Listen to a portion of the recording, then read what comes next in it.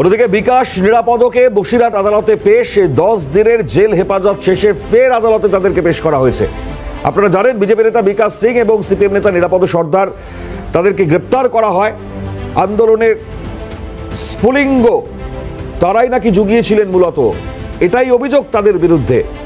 এবং এই জায়গায় দাঁড়িয়ে এদের গ্রেপ্তারি এবং তারপর ফের তাদের 10 দিনের জেল হেফাজত শেষে আজকে তাদেরকে ফের আদালতে পেশ করা হয়েছে।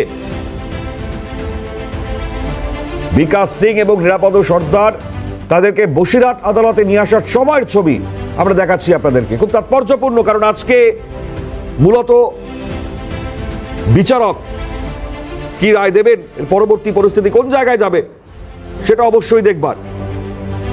ইতিমধ্যেই বসিরহাট আদালতে নিয়ে আসা হয়েছে তাদেরকে, আজ তাদেরকে পেশ করা হবে। পঙ্কজের কাছে চলে যাওয়ার চেষ্টা করবো, আমাদের প্রতিনিধি সরাসরি রয়েছেন বসিরহাট আদালতের সামনে থেকে। পঙ্কজ, আজ মূলত কোন কোন জায়গাগুলো দিক নির্দেশ হতে পারে?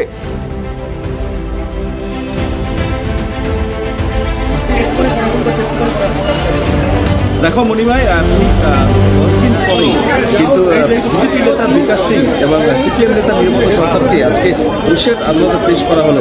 যেহেতু সন্ধ্যাশালীর যে অশান্তি সৃষ্টি হয়েছিল, সেই অশান্তিতে বিকাশ সিংয়ের ক্ষেত্রে কিন্তু প্ররোচনা এবং উস্কানিমূলক অভিযোগ করেছিল এবং একই কিন্তু অভিযোগ করা হয়েছিল নিরাপদ সরকারের ক্ষেত্রে। নামে অভিযোগ দায়ের করেছিল শিবপ্রসাদ হাঁসদা।